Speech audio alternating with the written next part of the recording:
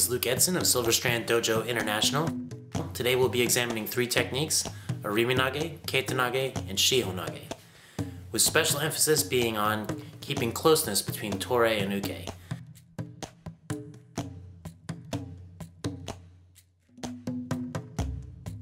This will do a few things for us. 1, a lot of the sweeping motions along Uke's body will help shape the ki and help me to direct them a little better.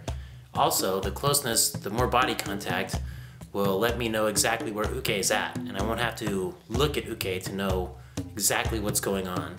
If another opponent were to present themselves, I would be able to use Uke perhaps as a shield, and also, I would not have to look at Uke to know where he was at, and I could deal with a new incoming person.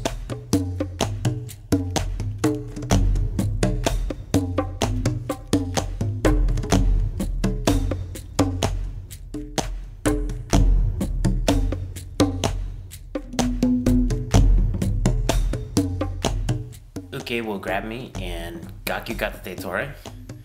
I will bring my hip in towards Uke's hand.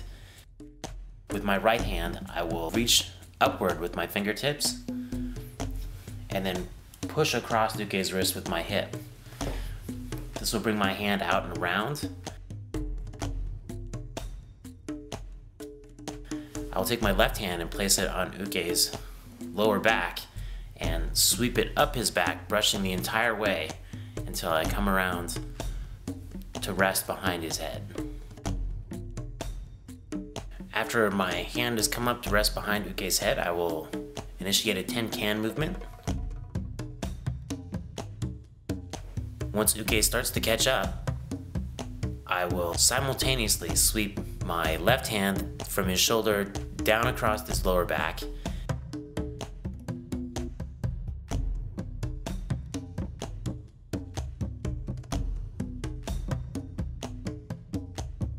and my right arm will slide up his arm until it makes contact with his torso, and then sweep up his entire torso until it comes to rest along his jawline. And then I will step forward and execute the throw. It's important to remember during this technique that once you have contact with Uke, that you never pick your hand up to place it somewhere else. You should always have constant contact and as much contact as possible. So it's important to remember that, especially when you are performing the sweeping motions up and down Uke's torso, because you're sweeping down on one side and up on the other. It's important to have good contact there.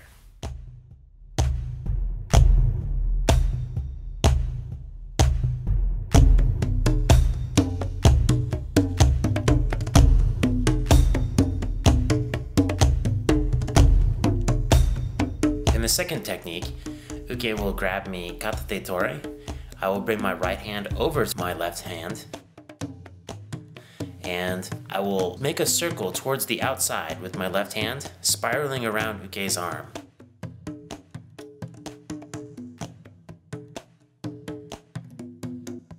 Whilst my right hand slides up Uke's arm to come to rest behind his neck. I will take my left arm and put it quite deep under Uke's arm to about my elbow.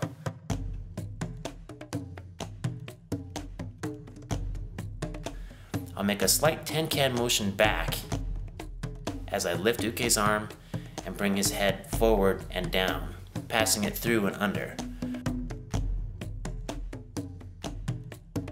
At this point, I'll come back in tight, and Uke's arm will be right in front of my chest, very close.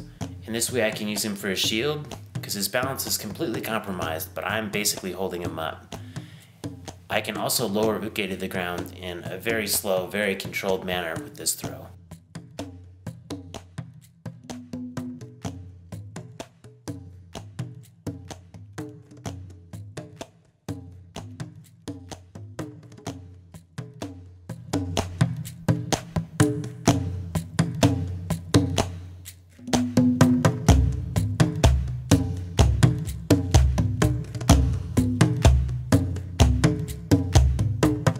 Uke will attack from a Yoko Minuchi attack. I will move in and start moving in a ten-kan motion, moving within Uke's circle of attack. My left hand will come up and block with my hand or arm. My right hand comes up and checks Uke's shoulder.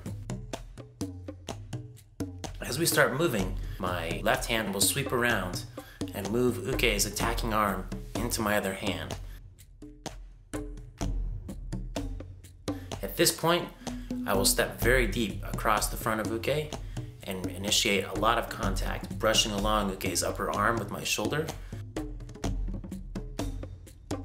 and coming in very low, making complete contact with my back and Uke's side.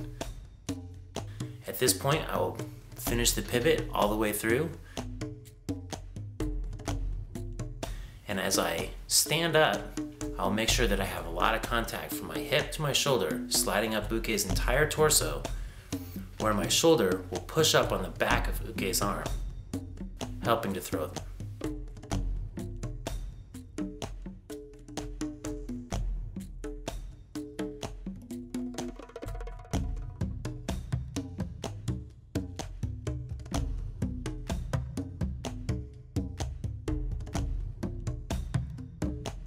There are thousands of ways to do any individual technique. These are just a couple of examples. Dealing with closeness, some of these throws can be performed far away, but in this example I would hope that people will be able to see how useful closeness can be.